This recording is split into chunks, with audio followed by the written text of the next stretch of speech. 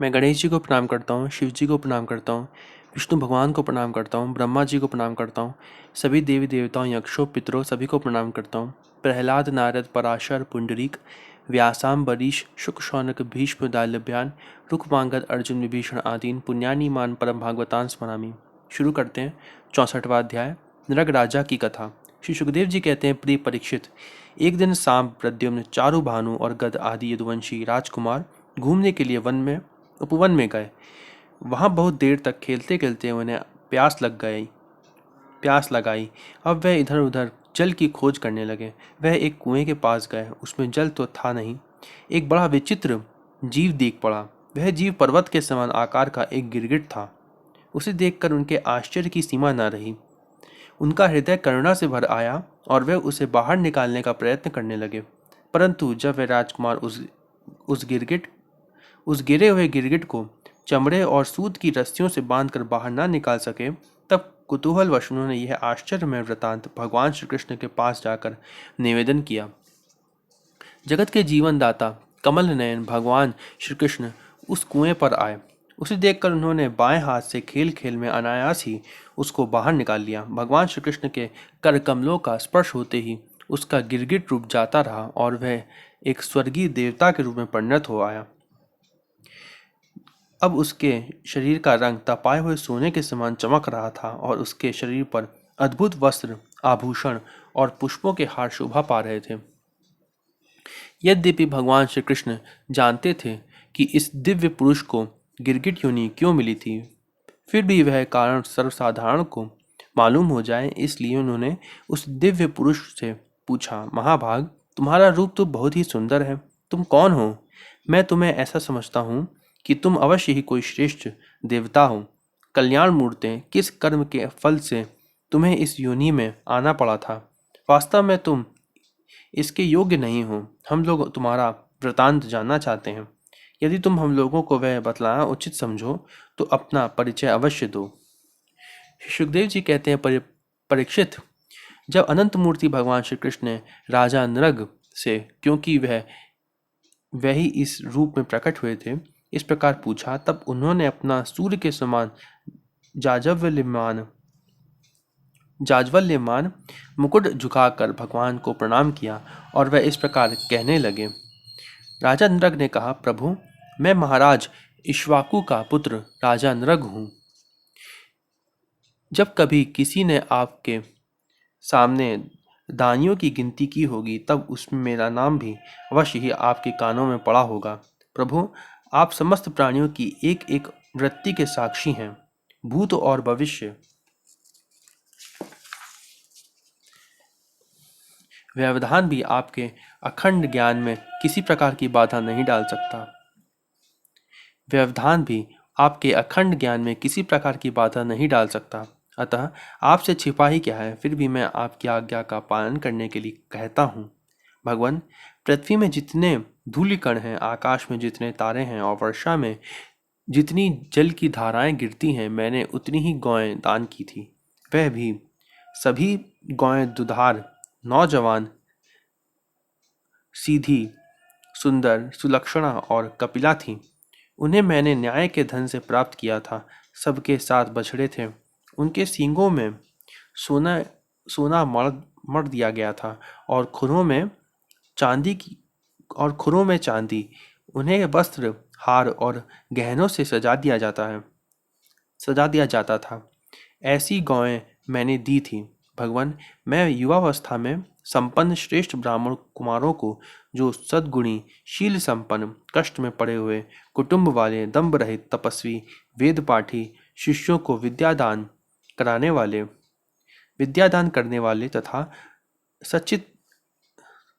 सचरित्र होते वस्त्राभूषण से अलंकृत करता और उन गौओं का दान करता।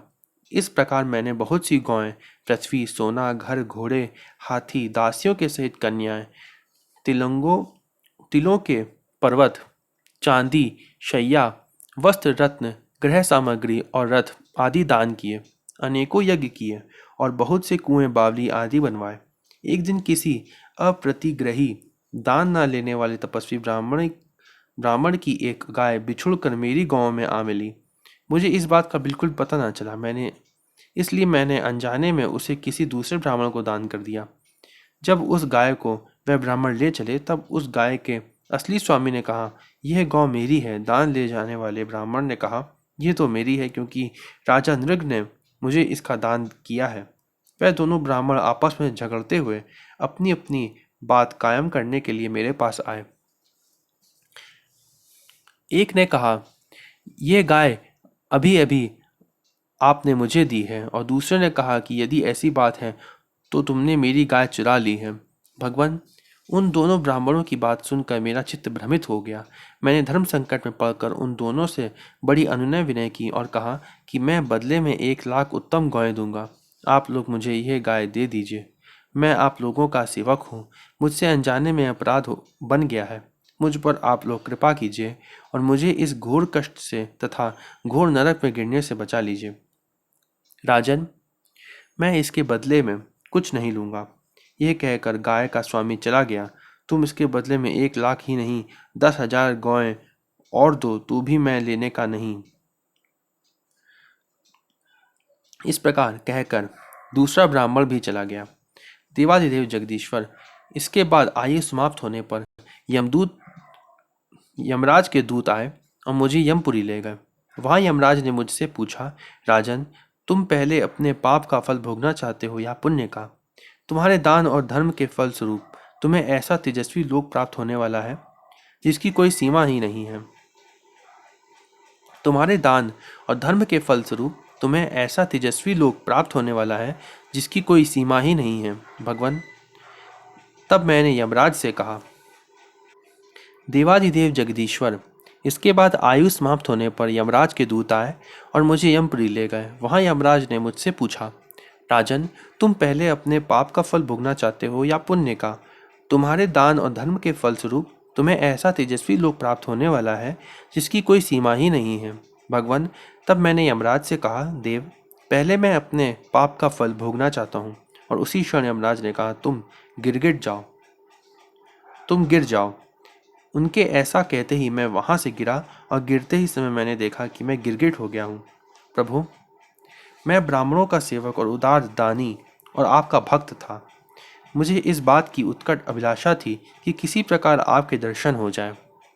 इस प्रकार आपकी कृपा से मेरे पूर्व जन्मों की स्मृति नष्ट ना हुई।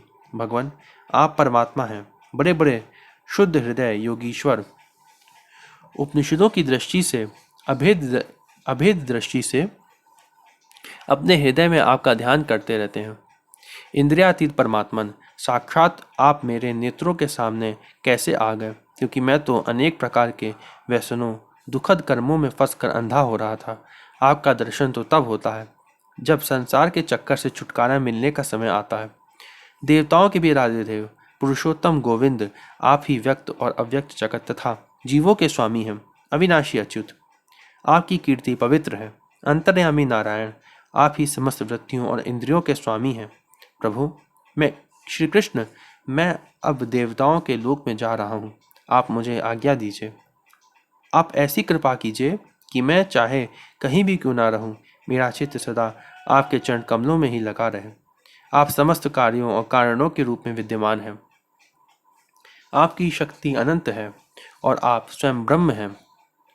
आपको मैं नमस्कार करता हूँ। सच्चिदानंद स्वरूप सर्वअंतर्यामी वासुदेव श्री कृष्ण, आप समस्त योगों के स्वामी योगेश्वर हैं। मैं आपको बार बार नमस्कार करता हूँ। राजा नृग ने इस प्रकार कहकर भगवान की परिक्रमा की और अपने मुकुट से उनके चरणों का स्पर्श करके प्रणाम किया। फिर उनसे आज्ञा लेकर सबके देखते देखते ही वह श्रेष्ठ विमान पर सवार हो गए।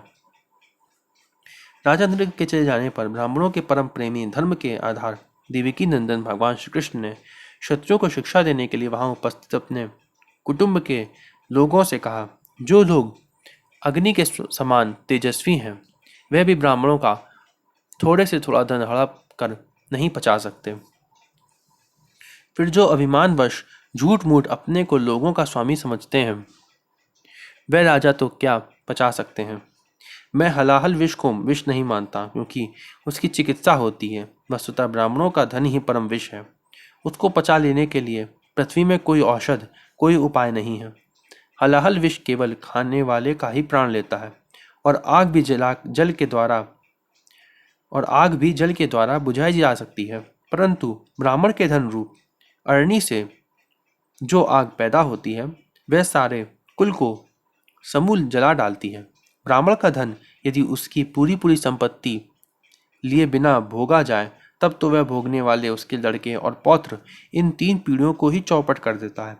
परंतु यदि बलपूर्वक हट करके उसका उपभोग किया जाए, तब तो पूर्व पुरुषों की 10 पीढ़ियां और आगे की भी 10 पीढ़ियां नष्ट हो जाती हैं।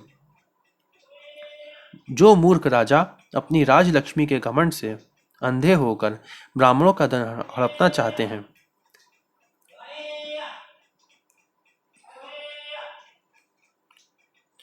जो मूर्ख राजा अपनी राजलक्ष्मी के घमंड से अंधे होकर ब्राह्मणों का धन हड़पना चाहते हैं, समझना चाहिए कि वह जानबूझकर नरक में जाने का रास्ता साफ कर रहे हैं। वे देखते नहीं कि उन्हें अधःपतन के कैसे गहरे गड्ढे में गिरना पड़ेगा। जिन उदार हृदय और बहुकुटुंबी ब्राह्मणों की वृत्ति छीन ली जाती है, उनके रोने पर उनके आंसू की बूंदों से धरती के जितने धूली कण भीगते हैं, उतने वर्षों तक ब्राह्मण के स्वत्व को छीनने वाले उस उच्छृंखल राजा और उसके वंशजों को कुंभीपाक नरक में दुख भोगना पड़ता है। जो मनुष्य अपनी या दूसरों की दी हुई ब्राह्मणों की वृत्ति उनकी जीविका के साधन छीन लेते हैं, वह 60,000 वर्ष तक विष्ठा के कीड़े होते हैं। इसलिए मैं तो यही चाहता हूँ कि ब्राह्मणों का धन कभी भूल से भी मेरे कोष में ना आए, क्योंकि जो लोग ब्राह्मणों के धन की इच्छा भी करते हैं, उसे छीनने की बात तो अलग रही, वह इस जन्म में अल्पायु, शत्रुओं से परिजात और राज्य भ्रष्ट हो जाते हैं, और मृत्यु के बाद भी वह दूसरों को कष्ट देने वाले सांप ही होते हैं। इसलिए मेरे आत्मियों, यदि ब्राह्मण अपराध करें तो भी उससे द्वेष मत करो। वह मार ही क्यों ना बैठे या बहुत सी गालियां या शाप ही क्यों ना दें, उसे तुम लोग सदा नमस्कार ही करो। जिस प्रकार मैं बड़ी सावधानी से तीनों समय ब्राह्मणों को प्रणाम करता हूँ, वैसे ही तुम लोग भी किया करो। जो मेरी इस आज्ञा का उल्लंघन करेगा, उससे मैं क्षमा नहीं करूँगा, दंड दूंगा। यदि ब्राह्मण के धन का अपहरण हो जाए, तो वह अपहृत धन उस अपहरण करने वाले को अनजान में उसके द्वारा यह अपराध हुआ हो तो भी अधःपतन के गड्ढे में डाल देता है, जैसा हमने भी राजा नृग की कहानी में पढ़ा। जैसे ब्राह्मण की गाय ने अनजाने में उसे लेने वाले राजा नृग को नरक में डाल दिया था, ये लिखा भी है। परीक्षित, समस्त लोगों को पवित्र करने वाले भगवान श्री कृष्ण द्वारकावासियों को इस प्रकार उपदेश देकर अपने महल में चले गए। यह अध्याय यहीं पर समाप्त होता है। हम लोग अगला अध्याय अगली वीडियो में पढ़ेंगे। श्री बलराम जी का व्रजगमन, 65वां अध्याय। ओम नमो भगवान।